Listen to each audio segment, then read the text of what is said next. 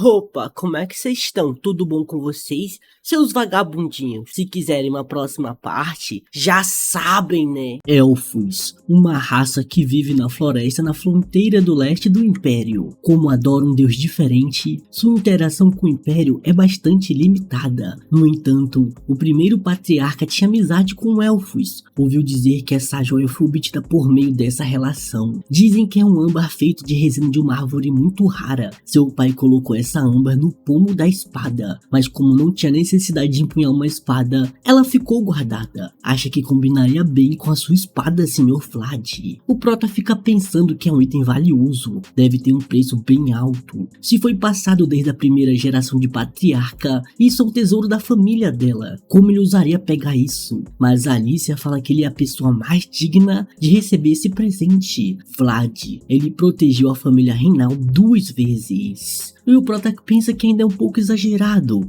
O próprio Sr. Jagger parece um pouco surpreso, mas a espada pede para ele trazer de volta. Está contando com ele. O prota fala que sim, ele ia ajudar a espada, então precisava de ajuda. Ia ajudar ela a recuperar sua memória. Foi essa promessa que lhe trouxe até aqui. Agora que já recebeu ajuda, deve ajudar a espada a receber sua memória de volta. Pois um cavaleiro cobra apenas o preço justo e agradece a Lady Alice por isso. Mas o Jagger fica pensando se ele realmente poderia ter aceitado. A espada agradece. Aceitar de imediato deve ter sido um pouco desconfortável, mas o prota fala que de alguma forma eles vão dar um jeito. Isso pode ser a chave para recuperar as memórias que ela tem. Ele precisava ver através do âmbar com seu mundo. Assim que faz isso, ela fica brilhando e aparece um campo cheio de flores e a árvore antiga. Assim que vão voltando, os soldadinhos ficam zoando com a sua cara, dizendo que ele é um sujeito com bastante ambição. Nem precisavam dizer isso. Isso é algo além de uma simples ambição.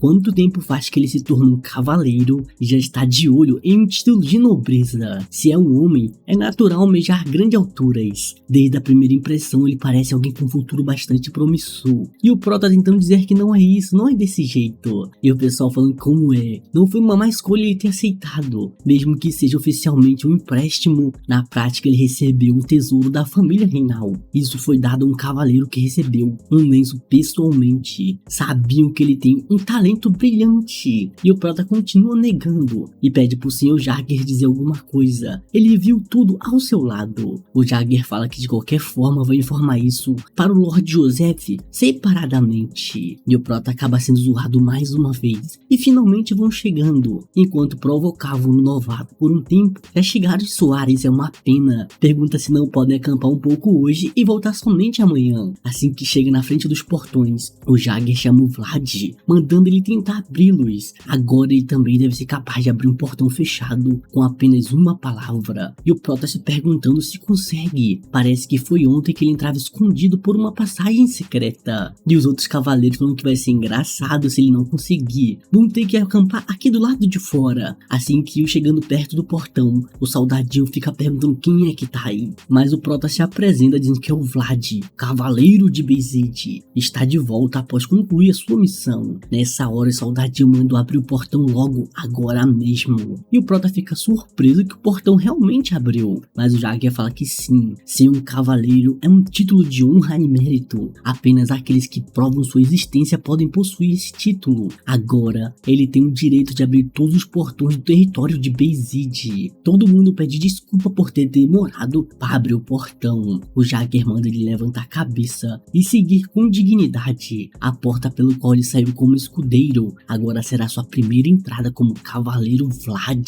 Enquanto isso, no condado de Gaydar, o conde Gaydar tá puto falando que ele se chama de cavaleiro. Era melhor ele ter deixado a cabeça dele lá atrás. Mesmo assim, ele fica pedindo desculpa, foi sem querer, papai. Mas o Gaydar vendo aquilo fica mais puto ainda, perguntando que diabos de humilhação foi essa. Achou que finalmente estavam se firmando e ele estragou tudo desse jeito. E nem foi contra aquele metido do Rutiger, mas contra o mero fedelho que acabou de receber o título de cavaleiro. Acha que ele perdeu apenas a espada. Ele entregou toda a influência sobre Deimar para Bezid. O que diabos o Godin estava fazendo também, enquanto seu filho passava essa vergonha o que ele fez. Mas o Godin fala que não tem desculpas. E o Gaydar fica perguntando como isso aconteceu. Ele diz que conhecia esse sujeito. O Godin fala que sim, mas para ser exato, Cavaleiro é alguém que também tem uma ligação com o Conde. Ele foi criado pelo cavaleiro desertor Jorge. O Gaydar fica puto, lembrando o nome do Jorge, aquele desgramado, conseguiu lhe ferrar até o final. O Godin diz que o talento dele era notável e os cavaleiros ao seu redor também eram de alto nível. Além disso, soube aproveitar bem a vantagem do território, mas acima de tudo, havia um indivíduo inesperado, alguém capaz de enfrentar diretamente a sua investida. Como não é uma figura conhecida, acredita que seja uma das espadas ocultas de Bayezid. O Gaydar fala que esses nortistas são espertos. Diz pro Godin se ele se lembra dos ensinamentos dos ancestrais que conquistaram o Oeste. O que estiver em suas mãos, enfim no estômago de alguma forma, e com as duas mãos livres, tome o que é dos outros. Só assim você vai sobreviver neste Oeste implacável. Ele também seguiu os ensinamentos dos ancestrais. Sob esta bandeira, passou sua vida roubando, destruindo e derrubando. Gaydar é um conquistador. Devem tomar tudo e nunca ser tomados. A partir desse momento,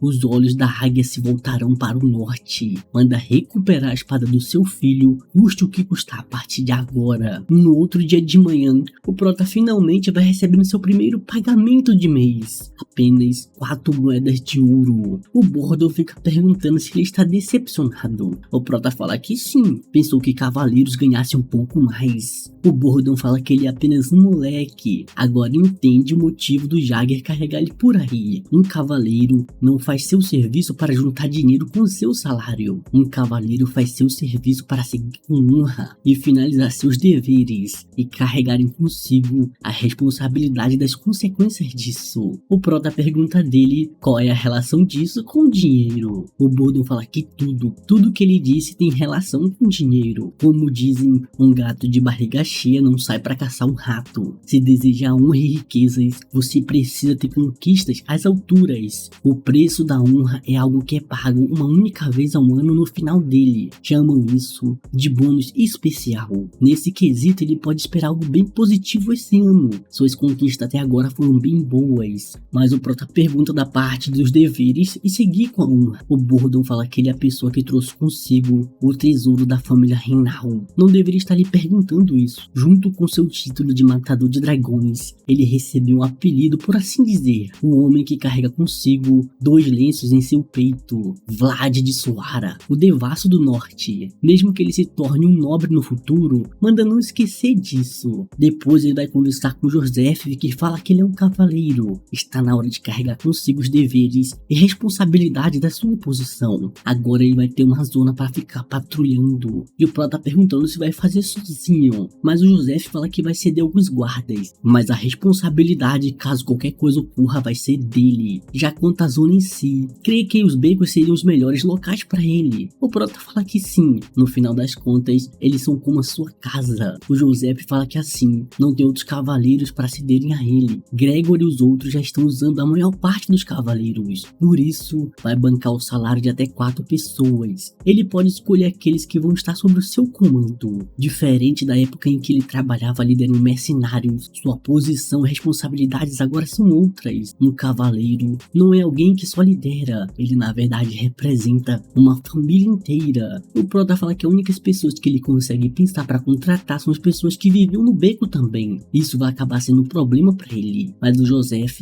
fala que fica feliz por ele pensar dessa forma, mas não precisa se preocupar, essa não é uma posição em nome da família Bayezid. Além do mais, se ele realmente se importasse com esse tipo de coisa, não teria tirado ele do rosa sorridente. Liderar alguém é muito mais complicado. Tendo em vista isso, vai recomendar alguém para ele. Por enquanto, ele poderia sair por um momento. O Jagger fica perguntando se ele está pensando em deixar aquele cara sob o comando do Vlad. O Joseph fala que sim. No final das contas, é justamente pelo Vlad ser assim que vale a pena tentar fazer isso. Dessa vez vai dar um voto de confiança, no qual imprevisível ele é também. O Goethe fica perguntando se ele estava falando sério. Isso era muito bom, senhor Vlad, ia dar sua vida por isso. O Prota manda ele parar de ficar gritando, só continuar fazendo o que ele faz normalmente. O Goethe fala que vai agradecer a Deus por não ter fugido na época de mercenários. Finalmente está sendo recompensado por tudo aquilo. Limpar merda de cavalo, receber coices e mordida deles. Além de que seguir ele encontrou as coisas mais bizarras escapar desse mundo,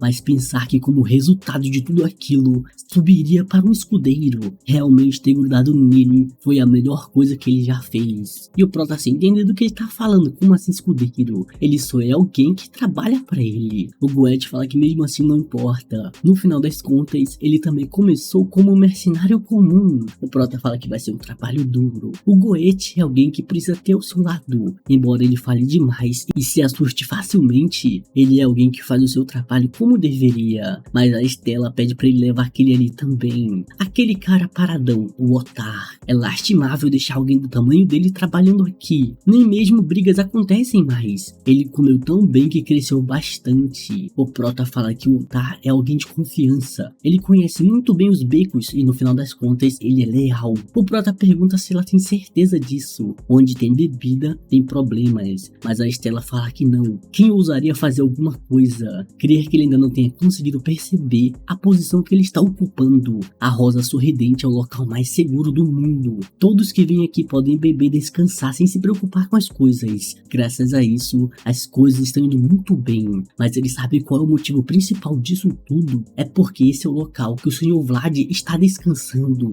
Se tiver mais gente que ele quer trabalhando para ele, só precisa trazer aqui, não importa quantos. Eles vão acabar ganhando mais proteção ainda. E ele ganha uma base de operações. O Prota fala que esse parece ser um ótimo plano. A Estela fala que quando se trata de coisas assim, dar e receber, eles precisam deixar tudo isso bem claros. Ele fica feliz, pelo menos agora ele consegue proteger alguém sem precisar sequer tirar sua espada da bainha. Isso é, sem sombras de dúvidas, a parte que ele mais gostou depois de ter se tornado um cavaleiro. A Estela fala que pelo menos ele finalmente está começando a entender sua própria posição. Quanto à última posição restante, o último membro, como esperado, só pode ser aquela pessoa. Ele vai indo falar com Raven, pergunta se aquilo ainda estava sendo produzido. A única diversão, eles quase morreram no processo, mas o chefe amava. De qualquer forma, ele está com um sentimento que não está acostumado. Parece até que ontem ele estava alimentando ele e a Zenina colocando eles para dormir. Dizem que não se deve criar feras no escuro, mas acho que isso não vale para feras loiras. E pergunta o que ele veio fazer no local. Imagina que ele não veio sem nenhum motivo. O Prota pergunta se ele ainda estuda sobre as constelações e coisas assim, mas o Raven fala que não. Quem ia contratar um navegador manco? O Prota fala que ele sempre quis ser um navegador, alguém que um dia exploraria tudo que há lá fora. O Raven fala que só sonhar não é garantir de algum dia que aquilo vai acontecer. No final das contas, trabalhar duro não é sempre sinônimo de sucesso. Um homem precisa saber quais são os seus limites. Para alguém sem perspectiva, isso aqui já é muito mais do que ele pode pedir. E o Prota pergunta se ele realmente pensa desse jeito. Fala que ele precisa saber de uma coisa. Um pássaro que fica preso por tempo demais acaba esquecendo como voa. Agora ele entende. Esse lugar é o monstro que estava devorando seus sonhos. Já vai metendo um pancadão com a sua espada. Enquanto os trabalhadores estavam de boa, só vão vendo um monte de destroços caindo na sua frente. Todo mundo já vai saindo da frente e não sabia o que estava acontecendo, mas aquilo era uma das bases do Capitão Hoover. Ele já vem putão, mandando todo mundo sair do caminho. Fica perguntando que merda é essa. Manda notificar o chefe sobre isso imediatamente e trazer todos os membros. Ele estava pensando que teria um tempo mais calmo depois que aquele maldito morreu, mas quem é o desgramado que estava fazendo isso? Lá dentro tá só o buraco na casa e o Raven perguntando o que ele estava fazendo. O Prota fala que esses malditos estavam comendo seus sonhos. Essas muralhas que foram erguidas entre ele e o mar impediram que ele seguisse seu caminho durante muito tempo. Elas são as principais culpadas por fazerem ele esquecer do seu sonho. E se ele não conseguir destruí-las, ele vai fazer isso no lugar dele, pois ele mesmo fez isso por ele antes, fazendo com que ele não fosse engolido pela escuridão dos becos, fazendo ele perceber que ainda existia algum propósito na vida. Continua destruindo todo o local, sem deixar nada. O pessoal só vai vendo ele no topo daquele andar, manda o Raven olhar aquilo. Os sonhos dele ainda estão fluindo como sempre. O mar não mudou, manda ele olhar aquela paisagem. O Raven fala que agora finalmente consegue enxergar isso. Ser um cavaleiro parece realmente bom. Mesmo depois de invadir a base de uma gangue e tomar consigo um dos membros deles, ele ainda saiu com um presente. O Prota fala que essa bebida nem é um presente, é o oposto. Lhe deram essa coisa esperando que ele viesse beber e morresse. O Raven fala que agora está pensando em sair daqui. Se sente um pouco estranho. O chefe poderia até não ser bom fazendo bebidas, mas ele aceitou até mesmo alguém como ele. O prota manda ele não se preocupar com isso. O senhor Joseph não vai fazer mal ao capitão. Ele é muito bom em distinguir quem é útil e quem não é. O Raven fala que sim. Mais de 30% dos negócios ilegais vem do contrabando do capitão. Esse novo Lorde é diferente. É visível o quão meticuloso e inteligente ele é. Além do mais, crer que deixaram ele responsável pelo beco como um teste. O prota fala que faz sentido. Ele não deu instrução específica dessa vez. Dito isso, o que ele vai fazer agora? O Raven fala que ele realmente precisa perguntar, mas ele já sabe a resposta também. Ele, sem matar uma única pessoa, fez com que o capitão viesse a se render hoje. Esse é o momento perfeito para deixar claro aos outros chefes de que os becos estão sob um novo comando a partir de agora. O Goethe fica sem saber por que ele estava demorando tanto e finalmente vê os dois. Pergunta por onde o chefinho esteve durante o dia inteiro. Esperou por 2 horas e o prota perguntando qual foi do drama, o que aconteceu. O Goethe fala que tem alguém procurando por ele. O prota fala que se era só isso, era só ter mandado pra Zenina, ela que é responsável pelos convidados. Mas o Goethe fala que é alguém que ele precisa encontrar pessoalmente. Enquanto isso, o Sombra tá só de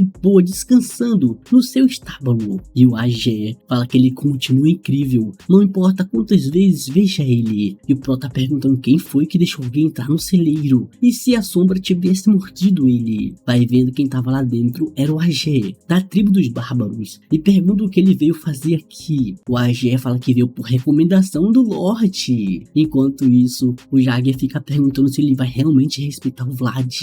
Ele provavelmente não vai se curvar a ele só por ordem dele ou do Vlad, mas no mínimo ele deve ter uma ciência da posição que está no momento e do quão sincero foi sua proposta. O Jagger fala que então o próximo passo dele já está traçado. O Joseph fala que sim, agora que graças ao Vlad tem domínio de Deimar, vão poder lidar com as ameaças que estão além da fronteira do norte. E ouviu dizer que a tribo Buldat é bem influente e pretende usar eles para poder manter os bárbaros sob o seu controle. Durante esses últimos anos, diversas famílias diferentes desafiaram a autoridade da família Bezid. Agora é o momento de responder à altura. Se eliminar os problemas que assombram pelas costas, podem enfrentar qualquer outro problema futuro. O Jagger fala que o peso de ser responsável por restaurar a honra e o prestígio do norte é realmente algo que alguém que foi nomeado cavaleiro recentemente vai conseguir. O Joseph fala que ele é alguém com extremo potencial, montou no cavalo sagrado para os bárbaros, ajudou na caça do dragão do norte. Se for o Vlad, não, somente o Vlad pode acabar com essa longa e perpétua cadeia de ódio que eles têm um contra o outro. E acabou.